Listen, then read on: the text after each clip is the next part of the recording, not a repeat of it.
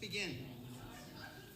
And Santo, our treasurer, has provided a gavel, so I'll call this meeting to order. Hey. I'm Dan Curtis, and I'm the president of the History of Pathology Society for this year. And I'd like to welcome you to Historical Cytopathology. Today, we're very pleased and thrilled to have four speakers, Nicholas Cianciantonio, myself, Dr. Ritu Nayar, and Rachel Gordeski, to talk on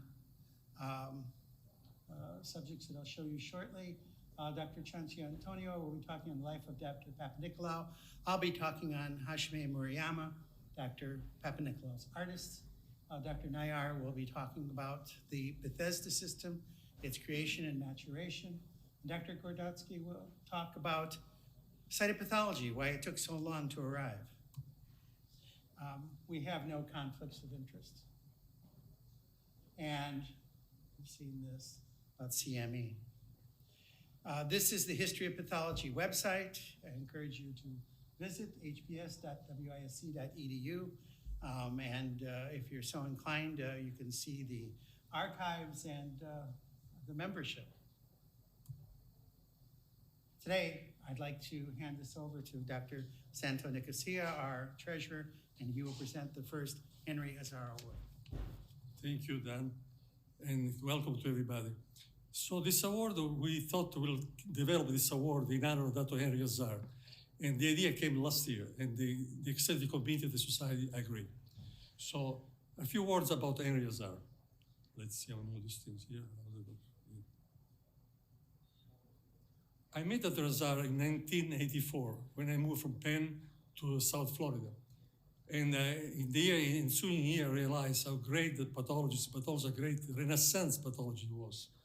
He obtained a Bachelor of Arts in Aleppo, Syria, Doctor of Medicine in Beirut, American University. And then he came to the States. He was an intern in the New York hospital. He served in the US Army and Navy before becoming an American citizen. He held this consecutive professorship at Columbia, Kansas, and then South Florida, where I met him. He was chief of laboratory at the local VA hospital for 20 years or so. But most importantly, he's a founding member of the History of Pathology Society in 1996, when, as you can see, perhaps you cannot see very well in the photograph below, he met with a number of people, including a very young Nicosia, in the middle, 1996. Dr. Nezelov was there, Dr. Leo Kos was there, Dr. Ishmael Akam was there. Let's see who else was there. Flora Bell Mulick was there, Anna-Marie Nelson was there, so many other people, distinguished people, pathology in those days for many, many years to come, of course. But the remarkable thing about this man is that in 1994, I believe, when he retired from pathology at the University of South Florida, he entered a PhD study at the University of North Carolina in Chapel Hill. And at the age of 71, he obtained his PhD. I'm told the oldest PhD graduate of that university. He wrote a beautiful book, published on the history of medicine in Spain and Southern Europe. Very nice book. So before giving the awards, I'd like to say a few words that were sent to me by the sons of Dr. Azar, Henry Jr. and Philip. They wrote to me, as Henry Azar's sons, we grew up in awe of our father, dedication to medicine. We went to work not just on Monday through Friday, but also every Saturday of this career, and he would also be working on Sunday if his wife had allowed us to do so. We also knew him as a voracious reader of history. We can recall, for example, his reading of old Winston Churchill, 4-volume Our Father, and many other books. That combined his two passions for history, of medicine, and research for many years until he decided to obtain a PhD in medicine upon his retirement. These two passions were accompanying for the rest of his life, and we are very proud of him. We very much appreciate your honoring him with an award named after him, and an area that merges interest in medical and historical scholarship. You will be very pleased and proud as well. Thank you very much. With that failed, thanks Ariel Junior and Philip Azar. So it's important we keep this award. It's important we people in the audience advertise this award to your department, the other people in the discipline. Hopefully we'll give it every year. And let me tell you about a few things about the recipient of this award this year. Dr. Irina McKinney here in the audience, she's here, and Dr. Alyssa Higgins. Dr. Alyssa Higgins, a dermatopathology fellowship, could not be here because she's working very hard in Alabama, but Dr. Irina Melba McKinney is right here. She will present a short presentation in a few minutes.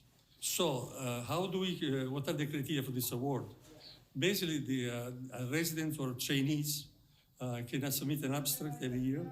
It will be scrutinized, it will be reviewed, and then accepted or not.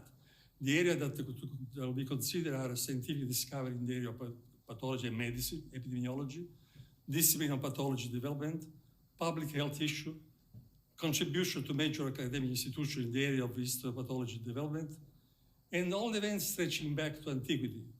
And I will say also, we'll add also contribute to the society in the area of social media. And this is an area where Dr. McKinney and Dr. Higgins have very much contributed over the last year, correct?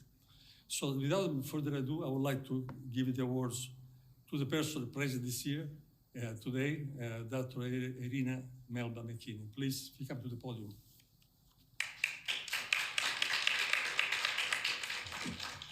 It's a very big and very heavy plaque, but very much deserved. It reads, History of Pathology Society, dedicated to the study of pathological sciences and to people and events widening the sphere of medical knowledge.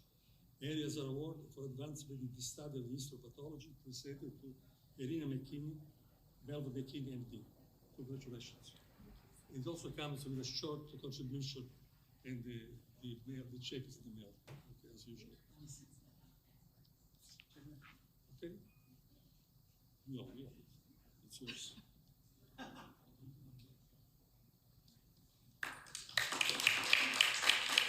So Dr. McKinney, the podium is yours. So thank you so much for the award. Thank you to Dr. Curtis and Dr. Nicosia and Dr. Aubrey, who couldn't be here today. So we're part of the History of Pathology, and we've been creating Twitter content for the Society's Twitter page or Twitter presence. And the History of Pathology Society is dedicated to the study of the pathologic sciences and to the people and events who widen the sphere of medical knowledge. In the top right is Dr. Higgins. She couldn't be here today, but she's a current fellow at the University of Alabama in dermatopathology. So we joined the society and decided to do the Twitter content because we believe that social media is beneficial to bringing pathology topics to a broader audience. For me personally, history has always been a big interest of mine, and pathology certainly has a large amount of it. And Alyssa would like to share that she's always had a fascination with history and how it consciously or unconsciously has effects on what we do today. And this project has allowed her the opportunity to more formally investigate these influences. She enjoys sharing this sometimes obscure knowledge with a broader audience and sincerely enjoys doing it. So in regards to the origin of ideas that we decide to make posts of, we've looked at eponyms of diseases and pathologic bodies, as well as historical references. We've also asked for faculty suggestions, so if anybody ever has an idea, they're welcome to share.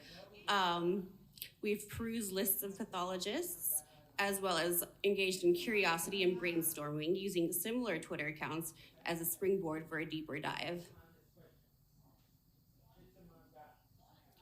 One resources that we've used a lot is PubMed. Two keywords that we've used in searching is history and pathology, of course.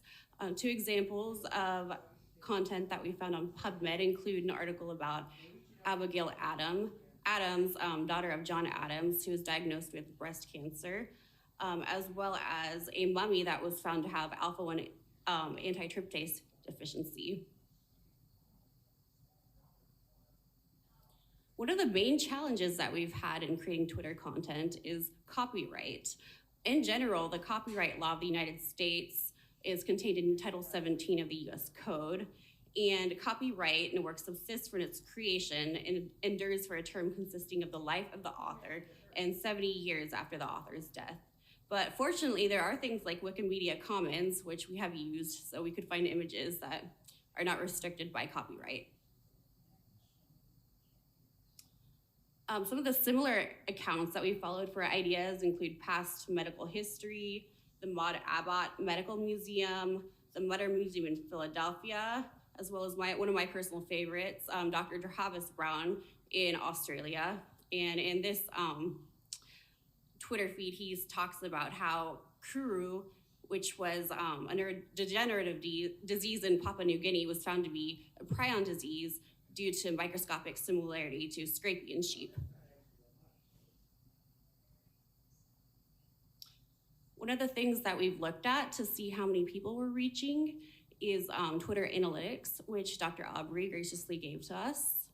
In January, we had 10.8 thousand tweet impressions or views and 55 new followers. And in February, we had 11,000 impressions and 39 new followers. And at the bottom, you can see a couple of our top followers. On the bottom left is Christina Arnold from the University of Colorado's Pathology Faculty Department. And to the right, there is Aisuke Enoki, who's from Kobe, Japan.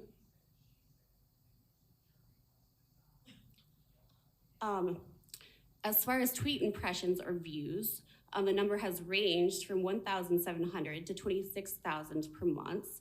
We've noticed that historical figures, such as Ruth Margaret Easterling, one of the first Black pathologists, and Rudolph Virchow have generated more interest than pathologic entities themselves. And as followers have increased, impressions have increased. We have followers from every continent besides Antarctica, and pathologists as well as physicians and other medical specialties, as well as academic medical departments and other medical societies. So in conclusion, social media is nearly ubiquitous and can be a very effective way for professionals to discuss information and interact with colleagues. And Twitter can provide an educational value to pathology networking and the broader medical community. And plus, it's fun. We've enjoyed doing this very much. It has allowed us to explore very interesting and niche and unusual topics. And we're delighted to help to provide this social media content for the History of Pathology Society.